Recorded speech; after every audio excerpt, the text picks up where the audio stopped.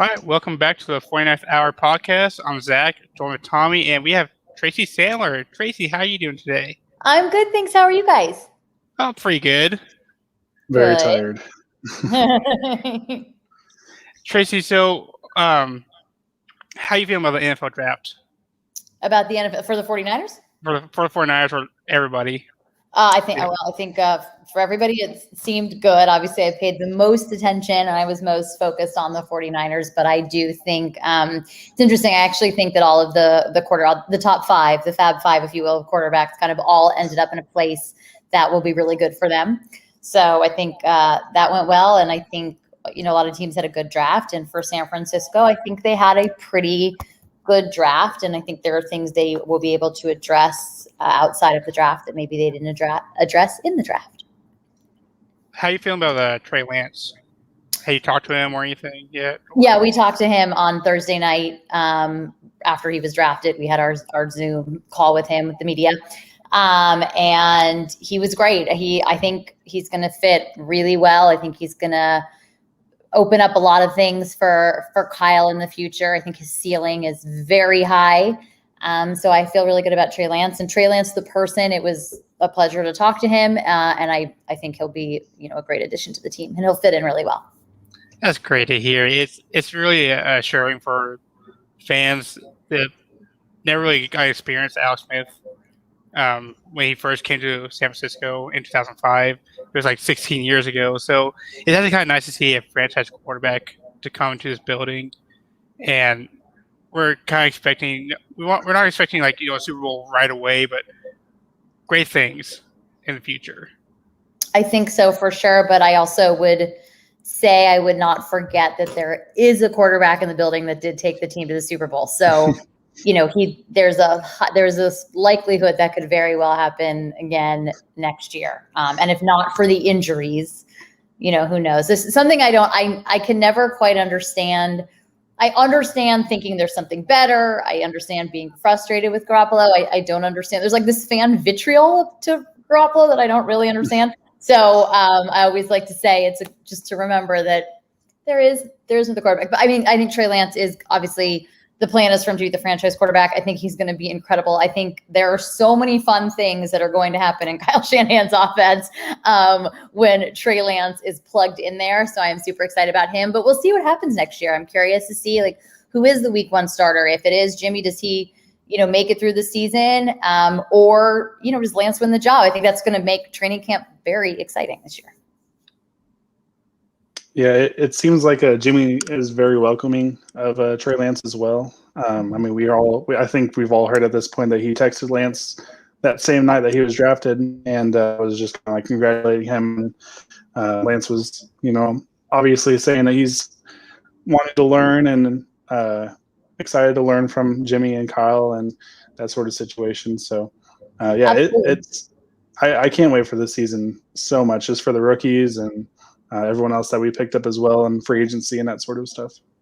Yeah, I think it's going to be very exciting. And, should the team be able to stay healthy, which obviously last year was just a domino effect of disasters, but should the team be able to stay healthy, I think this is a team that is very much in contention, that is very much back. So we'll see. It's exciting for sure. So I know you're a Michigan fan. I am. What's your thoughts on Ambry Thomas?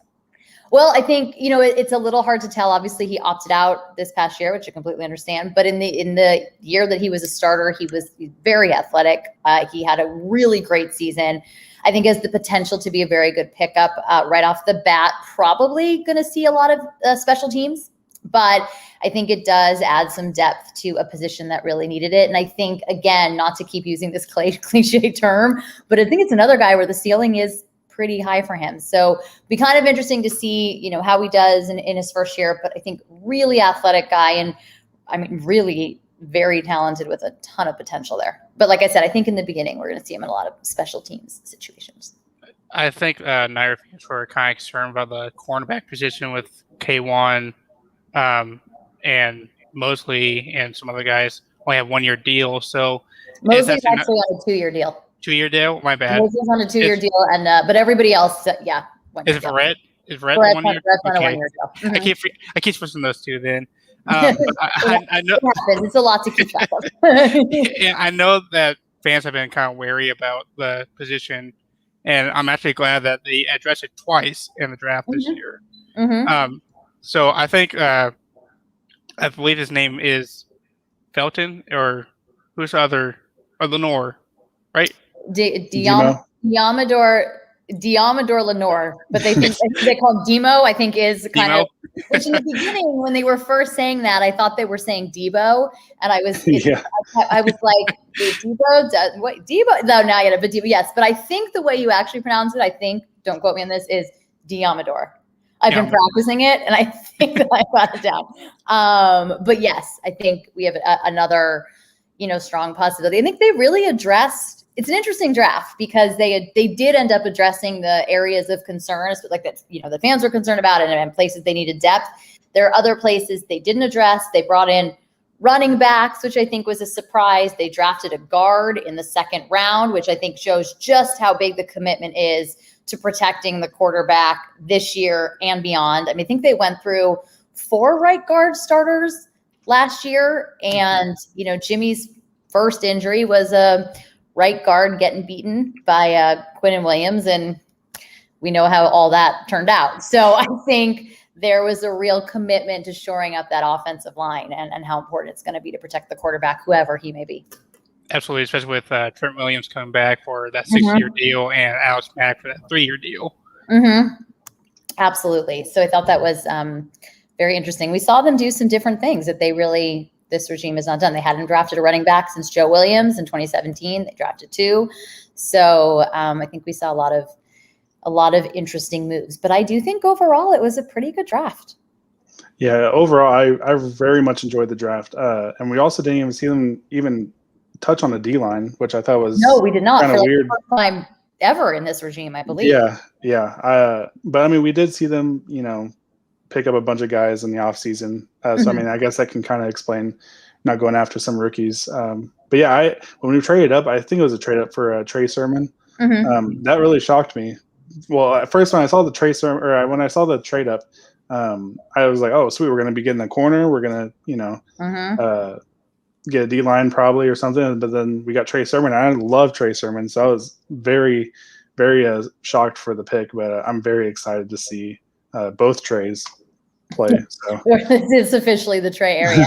Yeah, it was an interesting pick, and I'll be curious to hear your thoughts on it. I think I like Trey Sermon too. I think it was a really good pick, but I think a lot of people also feel like, well, they could have kept instead of trading, they could, I don't know my proper English there, but instead of trading, they could have kept those picks. Maybe they could have gotten a defensive back. There were some really good ones still at that point, but obviously they felt that they needed, help in the running back room, and they were obviously happy with the people that they got. And I think they're probably also feel pretty confident in the group they have. It's a depth issue, I think, more than anything else than a talent issue. Right. I think we only had Mostert, Hasty, and Wilson Jr., I think, on the roster for our running backs, if I'm not wrong. Gallman. I think Gallman too. And Walter. Okay, yeah. So yeah, the running back room is very crowded right now. It's definitely a very crowded running back room. Yeah. But I mean, we know that Shanahan likes his running backs and he uses them, all the time. He does. And he made a good point the other day that every year that he's been here, they've really gone through running backs. So it's obviously a very important position. Yeah, right. Especially last year. I mean, like we said, with all the injuries and that sort of thing. But I thought it was really interesting because in the third round, we got Ambry Thomas, and I believe that was the player that they said that Adam Peters championed. Yes. As his guy. I really appreciate it. Go Blue. Thank you. Right. Especially getting him right after the Ohio State guy, because I mean, I am constantly having to welcome Ohio State guys into my football team. So it was nice to have a little Michigan. Yeah. So as soon as they said that Adam Peters was his champion guy, that made me feel super excited to see him play. Obviously we were saying him be on special teams and that sort of thing. But if I'm not wrong, I think Adam Peters was also the one that drafted George Kittle. So you might be right about that. DJ Jones. Right. So Well, man's got an eye for talent. So. Right. So yeah, I'm very excited to see what Ambry Ambry Thomas, has in store for the team. And speaking of Kittle, I think Talanoa Hufanga, I think I said that right. Mm-hmm. He's a 5th rounder. I mean, he could very well end up being another 5th round gem that they have found along the way. I think he's another guy that's, very athletic and has a lot of tremendous skills that will help this team. He's also going to be a fan favorite. It was a pleasure to talk to him on Saturday. He sounds very intelligent. I watched, I believe it's Keanu's interview with him. Mm-hmm. He sounds extremely intelligent. He knows what he's talking about. And I love the fact that he works with Troy Polamalu, even though he has hair like him too already. So it's fantastic. He also is just his whole thing, like he was so excited. He just I don't know. It was sometimes you forget, not you, but like the universal you. We forget between the mock drafts and the rumors and the scouting, and I want this guy and I want that guy and I don't want them to get this guy, that these are their lives. This is their job. This is their livelihood. And sometimes you forget going into a draft. And I actually asked John and Kyle about this the other day, but you forget how they're making dreams come true. They're getting hired. Mm-hmm. It's the same when we all go out for jobs. They're getting hired. And sometimes when you talk to them, there's something really nice about seeing that excitement and the thrill of they're getting to realize their dream come true. And it's actually, I love watching behind the scenes whenever John and Kyle are talking to the prospects, hey, maybe a Niner, and they're just crying and they're so happy. Mm-hmm. I absolutely love those videos. It makes you very emotional. I can understand that. I was just about to bring that up too. I love watching those videos. Like we saw with Trey Lance, he was just sitting in a chair, just head down, and everything. I'm sure tears and stuff too. And I also think it was Trey Sermon. I think I saw his video today, and I mean he had tears in his eyes, and family was going crazy in the background and everything. I love watching those videos. I can watch them all day. Yeah, no, it's really fantastic. And I think with Trey Lance also, I mean, true, most of them I think, but. At least at the Niners drafted, but with Trey Lance, sounds like he really didn't know. He didn't know that he was going to San Francisco. And, it's been talked about, John talked about it last week on Monday, and it's been talked about in the media. It's pretty incredible. Very rarely does a third pick go into this kind of situation where you have a quarterback. If he is the week 1 starter, that means he obviously performed well enough to win the job. And then look at what he has around him. It's very rare that you would get to come in that position. Trevor Lawrence isn't going to come in that position. Mm-hmm. Zach Wilson isn't coming in that position. So it's pretty cool to get to go to San Francisco. To me, that would have probably been the plum team, so to speak, because you look at everything they had. They had a lot of bad luck last year, so many injuries. And that's why they have the number 3 pick, not because there's a dearth of talent. And so I would imagine it kind of was the plum team, for lack of a better term. Yeah, I was saying before even the draft, I was like, whoever the 49ers draft at QB, the guy's going to get offensive rookie of the year without a doubt. I mean, granted that he starts or whatever for that situation, but yeah, if they're the week 1 starter and they win the job in training camp and that sort of thing, then man, it's going to be such a fun year to watch. Yeah, I think so. I think it's going to be a fun year either way, for sure. I hope. Well, yeah. Hopefully they can. But hopefully, I think it really. I think it will be. It's a good team they got there. Mm-hmm. I was actually kind of paying attention to the Jets draft as well, because I want to see Robert Saleh and see how he was doing, and he has a good draft though. I was actually kind of impressed. He followed the Kyle's kind of formula. He got a QB. He got a guard to protect his QB, and then he started working on the defense, which we know Saul is all about the defense. And I actually was enjoying watching this draft, see how he's doing. I think he'll do well. I think that's a situation where it might, much like Kyle's first year, first couple years, but of course in the second year, Jimmy got hurt so early, but much like Kyle's first year, it might take some time. I don't know that they're going to be amazing this year, but I think if I were a Jets fan, I would have confidence that maybe finally they have a person there that can build a winning team. Might take a beat, but I think they might finally have it. Yeah, I hope for Jets fans' sake, because it's rough stuff. Yeah, as soon as Saleh went over to the Jets, they were like top 5 favorite team in my opinion, just because Saul's over there just building his own squad now. And I mean, we saw Zach Wilson go, then they traded up to get Elijah Vera-Tucker. So they're, we're trying to shore up the offensive line, and then they got Elijah Moore. And so, I mean, they just have a crazy offense now. And then they just down the board, they shored up their defense as well. Mm-hmm. But yeah, it's going to be a fun year just to watch. I think overall, even for all the teams, I keep saying I know, but excited to just watch football again. I think it's been way more than it has been. Yeah, and I think people also have a little bit of sense of normalcy. Hopefully there will be fans, and I think it would be it'll be kind of a fun year to get back to that for everybody, and that will be exciting as well. So we'll see. Hopefully. Tracy, what are your personal opinions on Kyle and John? Like, because I know you met them it's been almost 4 years now. Yeah. And you got to know them quite a lot. What are your personal opinions on them as people? And I think they are fantastic. If you want my honest opinion, I think they are, which I assume you want my honest opinion, and that's what it is. Yes. They're incredibly transparent.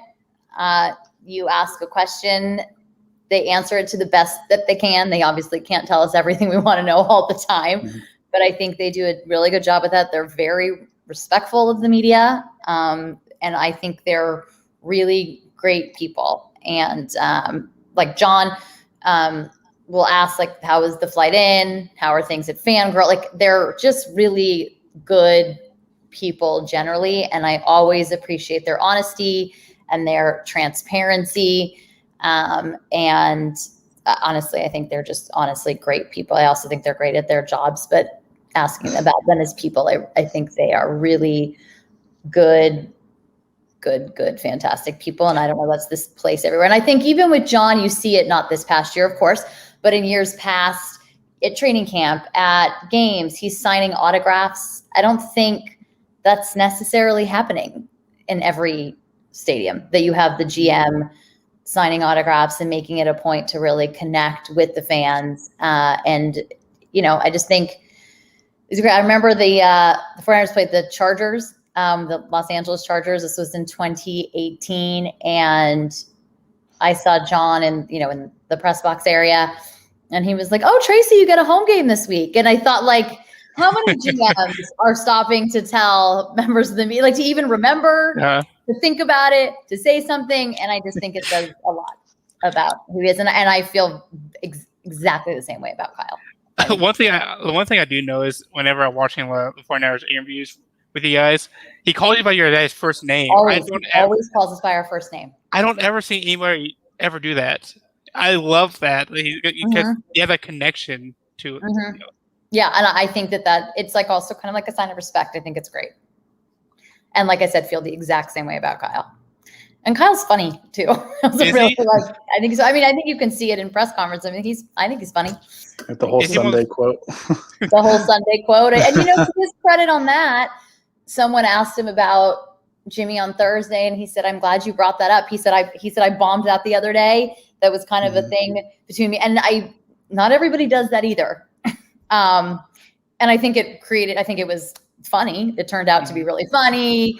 I saw Mike Garafolo tweeted yesterday that he heard a number of the players called Kyle yesterday to let him know that they were alive. And I think that's funny. So it turned out to be funny, but like, I appreciate that he was like, "Listen, I didn't mean that against Jimmy." Like, and I think that was a fair thing to say. So I think that was, I think that's a very good, that's who he is. And I think that's a positive. Does Kyle tell like a lot of dad jokes, or is that John? No, I don't know. I wouldn't say that either. I just mean, like, even in press conferences, you can see he's funny. I like him in that way. Yeah, I was gonna say, but like the whole like Jimmy situation, the whole QB situation. I feel like our sort of, I'm gonna say it again, our sort of situation, is a lot, or could be a lot different if it was on like a different team, just like with an injured QB. Just like, everyone on Twitter at least is just like, wanting Jimmy out of here and that sort of deal. And I mean, I feel like the GM, wouldn't really go out of his, or not GM, head coach, or I guess GM too, wouldn't really go out of their way to like check up on the player and that sort of thing. It's just kind of like I don't know. I feel like it'll just kind of be pushed to the side on other teams, and I feel like on this team, this is gonna be really cliche too. It's just like we're all like a family here, and like everyone cares about everyone else, and they always check up on someone or like everyone else, and so I mean, it's just kind of good to see, just to know that Kyle and John, obviously care about Jimmy, but then they're always are saying, "Oh yeah, I just talked to Jimmy the other day," or "Oh yeah, we just texted the other day," and I mean, like what you said, like how Kyle was saying, "Oh yeah, me and Jimmy talked about the Sunday quote, and I totally bombed that and that sort of thing." So I think it'd be a lot different on a different team. I'm not going to like name specific teams, obviously, but just I feel like we're all more close in the 49ers team and Twitter and that sort of deal. And I mean, I just feel like a lot of other teams don't really have that sort of connection. Well, and I think you have a general manager who is a player and who was in media. So he understands both of those things. And you have a head coach who grew up around football his entire life, who played not professional football, but played football. Right. And his father was a head coach, and he's been around it. And he's been in a variety of coaching situations. He's been with his father in situations. We've seen that not all of those situations were great. They weren't always treated well. So I think it creates, you know what I mean? Like, I think they've taken those things and they've used it to behave, maybe not nicely isn't the right word, but respectfully to everybody. More mature, communicate with everybody. So I think that probably helps. And I think the big word is respect. They're very respectful of everybody. So there's my Kyle and John PSA. Tracy, we'd like to know more about you. Okay. So you are the CEO of the Fangirl Sports Network. How did that come about? Can you tell us the story behind that? Sure, absolutely. So I originally started Fangirl just as 49ers Fangirl, covering the 49ers. And I had wanted to create a place for female fans where they felt comfortable and empowered to be whatever kind of fan they wanted to be. So all of our content now, kind of our elevator pitch, is that all of our content inspires, informs, and makes you laugh while highlighting women in the industry and highlighting really what goes on beyond the field. So when it first started as 49ers Fangirl, I had a podcast. I was doing video content every week, a game preview. I was writing game recaps, writing throughout the week, and then doing a kind of a lifestyle video. But now we have created a place where we are sharing news. We share what athletes are doing in the community. Every Monday, we have a piece of content called Community Monday, which means a lot to me because it is a way for us to share, like I said, what the athletes are doing beyond the field, whether it be community work, foundations, et cetera. We have a podcast called Get My Job, which every week, we're on hiatus, but we come back May 13th, where every week I sit down with a woman in sports and talk about her journey, advice she has for young women getting into the industry, obstacles that she's faced along the way. We do a Women Crush Monday every Wednesday where we highlight a woman in sports. We do 5 fun facts every Wednesday.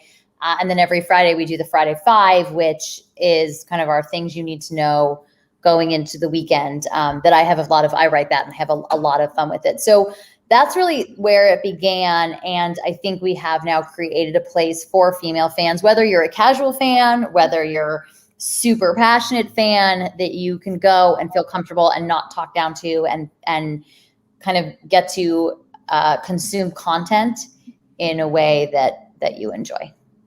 And I actually talked to Kiana about this. It's really hard. I think it's really hard for women to get into this industry, in my opinion. And I think it's really interesting how it's fantastic to see you, Kiana, Aaron Andrews, you have Pam Oliver, you have Doris Berg, and those other ladies doing their best out there. Thank you. You guys are like the best at doing your job, and we love watching your content. We love listening to you guys because you guys know what you guys are doing. It's really fantastic, and you guys are better than most other men on TV too. So we won't tell him you said that, but thank you. I don't care what you tell him. Well, thank you very much. I mean, I'm very lucky I get to do what I love, and something that, it all started originally before 49ers Fangirl. I started a blog about the 49ers because I was like, well, I talk about them all the time and stuff. So I started a blog called The Trials and Tribulations of My Love-Hate Relationship with the San Francisco 49ers. And so it was a rather wordy title, but that's really the beginning. That was year one. It was just for fun. I had another job, but just for fun was writing. I would write during the week. I'd write a game preview. I'd write a game recap. I started like an Instagram, and I just started tweeting. And then the next year became 49ers Fangirl, but really just started from something that I love doing and talking about, and I like writing. And so it's like, well, this will be fun. And then I turned it into what it is today. How long ago did you start the blog and everything? Trials and Tribulations was 2014. And then 49ers Fangirl, the first year was 2015. And then by 2016, we became Fangirl Sports Network. Wow. And 2016 is when I started to be credentialed by the 49ers. Some big steps.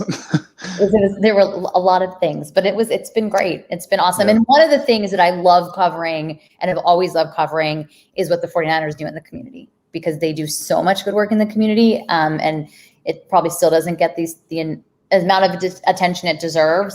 So I started covering that pretty early on because I just thought it was really great. Yeah. How many women are working with you right now? So there's me, and then we have so we don't have the model anymore where we have a fangirl for every team. So we had to let that model go for a variety of reasons. So now, though, my head of business development and sales is a woman, the woman who runs our Twitter and Facebook and deals with a lot of our podcast, grabbing it from our podcast network and doing a lot of that is Cappy, sorry. Is the woman, or that's a female team. And then my marketing, branding, Instagram team are all women. So we have some men that work for us too, but for the most part, it is all women. I absolutely love that. It's great to see you guys create that network and expand upon it. Thank you. Yeah, especially just starting from like a blog even. I mean, that's crazy, from just going from a blog and then to the website and then now to, a full-blown company sort of deal. So thank you. It's been a lot of hard work, but it's a lot of fun. Yeah. My dog is down here. She wants to be a part of that. So I know that you do your most famous, one of your most famous parts is the 5 fun facts. Yes. Can we do 5 fun facts with you?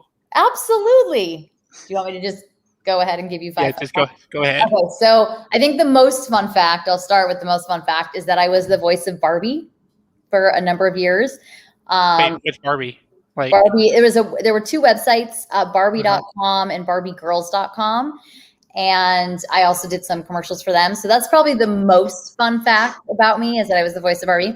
The next fun fact, I think, is that I worked for the mayor of DC for a number of years. I started out as a communications specialist was my title. And then I ended up holding 2 cabinet positions with him. So that was a pretty good fun fact. I think a fun fact is that Spider-Man is my favorite superhero. Oh, yes. But there's a but. I'm definitely afraid of spiders. Yep. So I am too. So I think that's like kind of a fun fact that he's my favorite, but I'm really scared of spiders.